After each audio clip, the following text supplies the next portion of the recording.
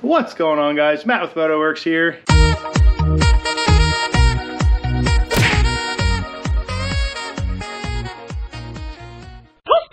And this is part 2 of the Kawasaki H2 SX service. So in the last video we got the clutch springs installed, changed the oil. We actually removed the fairings from the bike. And in this video today we're going to be removing the gas tank, and we're going to get underneath gas tank so we can install the Brock's Performance pair valve block off. We're also going to be putting a new battery in the bike, converting the handlebars back to stock, trading out the engine coolant for engine ice, and then putting the factory tail section back on. Oh, we're also going to be doing wheel bearings both in the front as well as the rear bearing carrier there, and installing a new sprocket. There might be a third part to this video because that's quite a big list of things that I have to get done. But I'm going to get started. First thing I'm going to do is I'm going to drain the coolant out of this. So to get the old coolant out, just have to pull this bolt right here. That's the coolant drain bolt. And then slowly you want to open up the radiator cap. And the slower you can open this, the slower that fluid is going to come out of the drain bolt there. So it'll all make sense here in a minute. Alright, so anytime you're working on the cooling system, whether it's just checking the fluid in the radiator or draining the coolant out of the bike, you want to make sure that the bike is cool to the touch, and that these coolant hoses, wherever you could find them, they're not swollen and holding a lot of pressure. Because cooling system is under pressure, and if you loosen any of the fasteners, hose clamps, anything, the radiator cap, you could get a face full of antifreeze, and if it's hot enough you can suffer some pretty decent burns from it. So just make sure that it's cooled off. Cool to the touch is fine. And I'm going to take out this drain bolt here, and not a lot of coolant should come out at this point unless there's a little bit of pressure in there. Not a lot of coolant should flow out at this point because it's kind of sealed off, and what's sealing it off right now is the radiator cap. So you'll see as I slowly loosen that radiator cap, this fluid's going to start to stream out of there. Now the goal is to catch it in this bucket, but that's probably not what's going to happen, but we'll see. All right, here we go. Let's see if I can catch it all in the bucket. Oh, nope, that was too fast. There we go.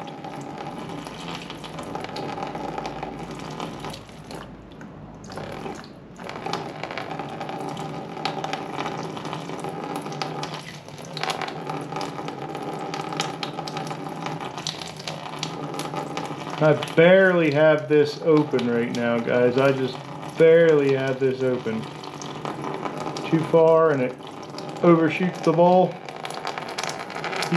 These are the same struggles you have being a guy. You go too much and it overshoots the ball. Not enough, you miss it completely. But eventually this will get to a point where it'll slow down enough that I can take the cap off and it'll just drain into there nicely. My only hope is that I have a big enough container. I think I should, but I guess we'll see.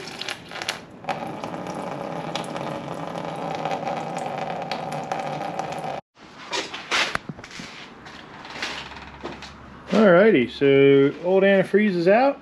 Put a bunch of the engine ice in until it was blue coming out of the drain hole over there. So that's probably going to be about 85 to 90% of the green coolant is out of the bike, and that should be good enough as far as I'm concerned. That's what I did on any other bikes I've owned, and it's been perfectly fine. And filled the reserve up with some engine ice. So we'll see. Sometimes you got to burp these things a little bit to get them to bleed out.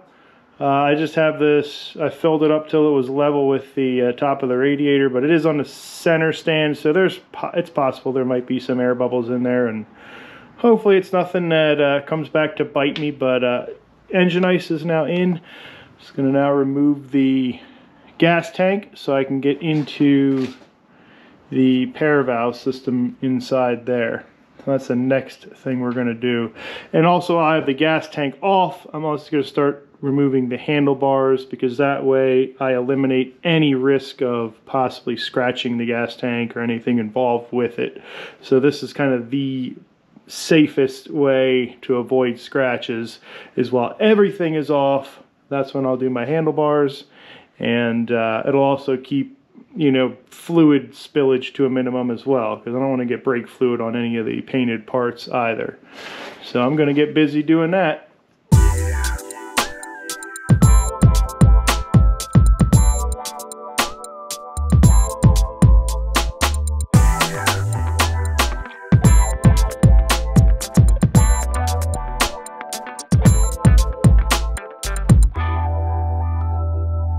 So here she is, being more taken apart than put together at this point, and pretty impressed with the, that's actually a metal airbox lid there.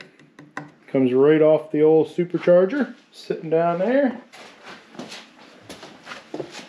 All packed neat, nice and neat and tidy in the engine bay there, straight up into here. One modification I might do in the future is I might take this off and put a, they have a hybrid intercooler system for this, where it's not as expensive as the H2R setup, and all it is a water to air system. There's a secondary radiator that sits on the front of the bike, and then there's a radiator, well, I guess you'd call it another radiator, but pretty much an intercooler that sits inside the airbox, and it has coolant that flows through it. Now I'm not sure if it's a separate cooling system, but I'll have to do a little bit more research on that. But you tuck it in nice and neatly under the airbox, and it keeps the air temps more consistent. But that's for another day. We'll see if that ever comes to fruition. But for now, I do know that I am putting the pair valve block off plates on. And if you look down here, this is what the pair system is. So that is part of it right there. That's what I'm going to be eliminating. I'm going to be taking that off, and there's another one on the other side.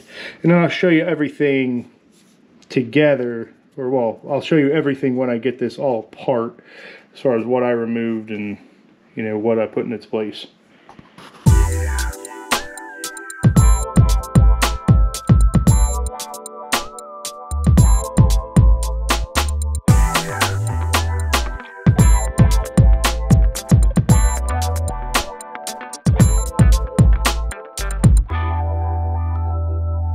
Alright, so everything has been removed from in there.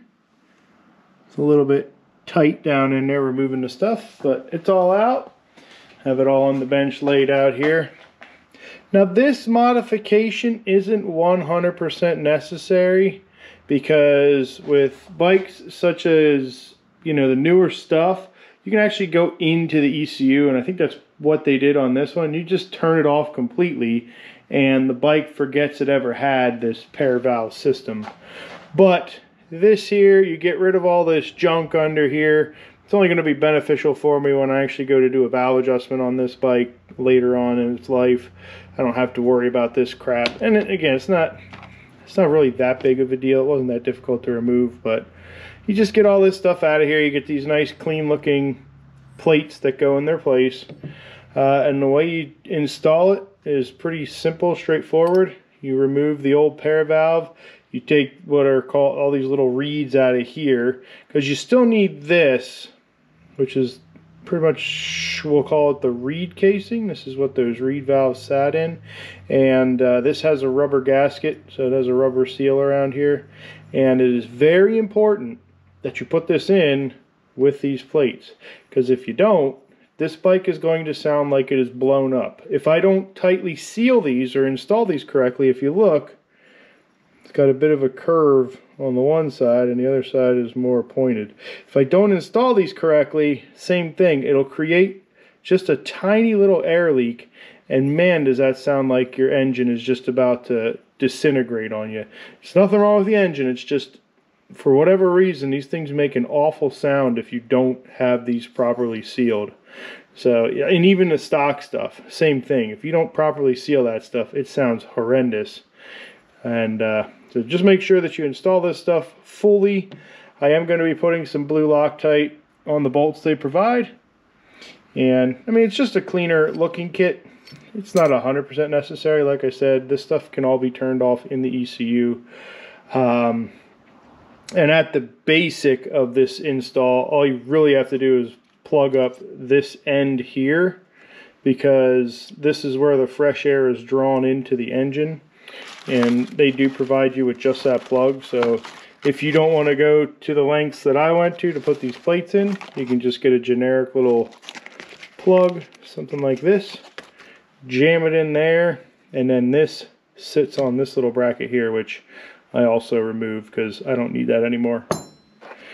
So that's pair valve out. Now I'm just going to install everything here quick and get the gas tank back onto this thing. Or maybe I'll take the handlebars off next. I think I'll probably take the handlebars off next.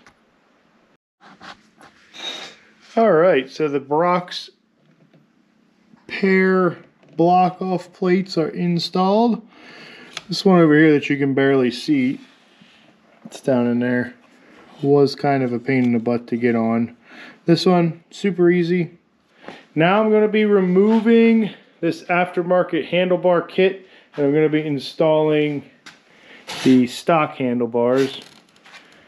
And I'm going to see if I like these, I'll put them back on, but if I don't, they'll be available for sale to anybody that wants them.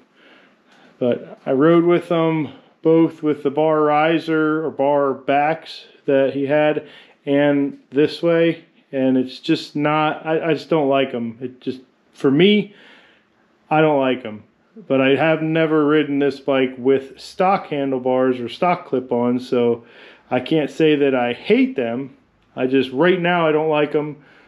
I have yet to see what the stock feels like, but I imagine I'm probably going to keep it stock just because I've never found an aftermarket set of bars that I particularly like. So I'm removing this ABM conversion kit and then putting the stock stuff back on.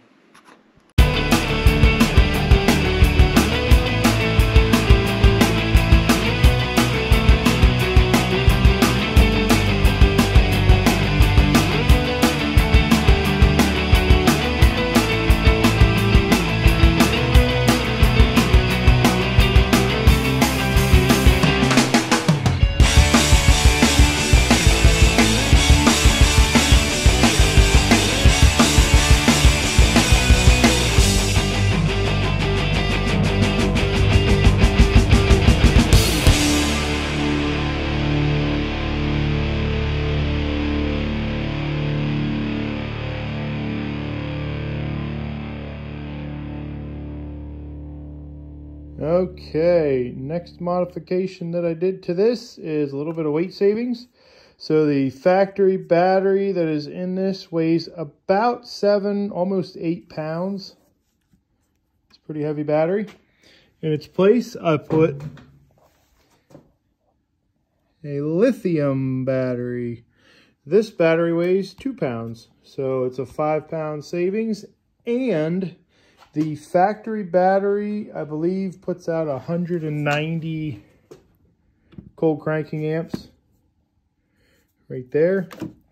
This battery here, see if it says it on the box over here. Not sure if it does.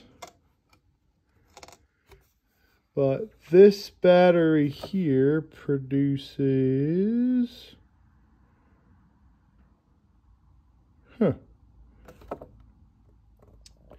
Oh, so 240 cold cranking amps. So it's lighter and it has a higher output. So let's see how the bike starts now. All right, moment of truth. Let's see if it was all worth it. This took an extraordinarily long amount of time to do this. Oh yeah, that feels more like a sport bike already. Which for me, I kind of prefer. I know a lot of people are like, it's a sport touring bike. But yeah, that's a more aggressive, I like that more aggressive feel. So I like that. And what's funny is most people out there are like, okay, it's the stock bars. But for me, it's actually a modification, if you will, because it had the aftermarket bars on there, so I kind of did it backwards. But I can see where those would be comfortable for somebody, because they did put it right here. But for me, this is more my style. I like this position better. So let's see two things: how much easier it starts, and if my grips are still working. This would help if I put it in gear.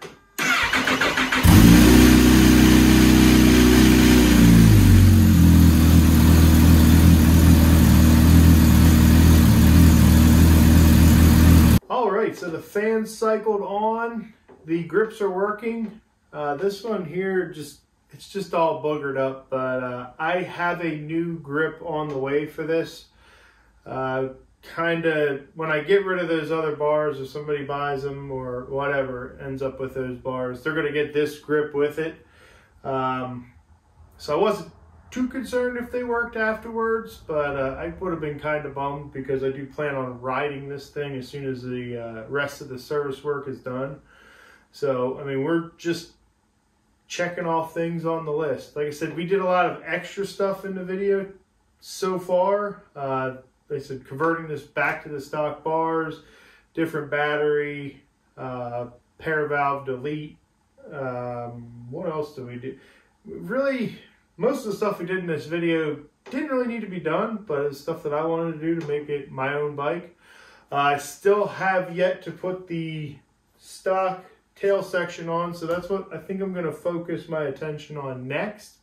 Get all the major kind of bike stuff done. I gotta still put the fairings back on and button that stuff up there. But after I get this stuff all installed, I'm gonna move on to the tail section and get that back to the OEM setup. And then last thing on the list is getting the wheel bearings installed and the new sprocket on the rear. So it's coming right along. No real hiccups. I still have to bleed the brakes and the clutch, but that's not a huge deal. I'm gonna grab the I have a vacuum bleeder at my work, so I'm just gonna grab that and make short work of it. But yeah, we'll keep plugging away here. Alrighty guys, it does look like indeed there's going to be a part 3 to this series. Just finished up putting all the fasteners back into the side fairing. So I got this fairing on, and got that fairing on over there. I also bled the clutch, so now I have a clutch, and I also bled the brake over here, so I have a brake. So all that stuff's working. Now I have the rear wheel off here, as you can see, and I started to disassemble this rear tail section here, because like I said, I don't like this tighty tail here for a couple reasons. One, I just don't like the way it looks, and that's a personal thing.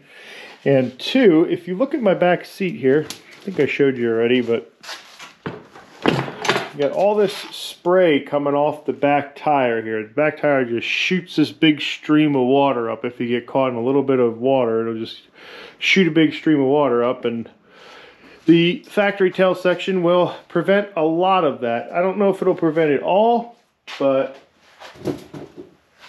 it's going to prevent a lot more than what that did.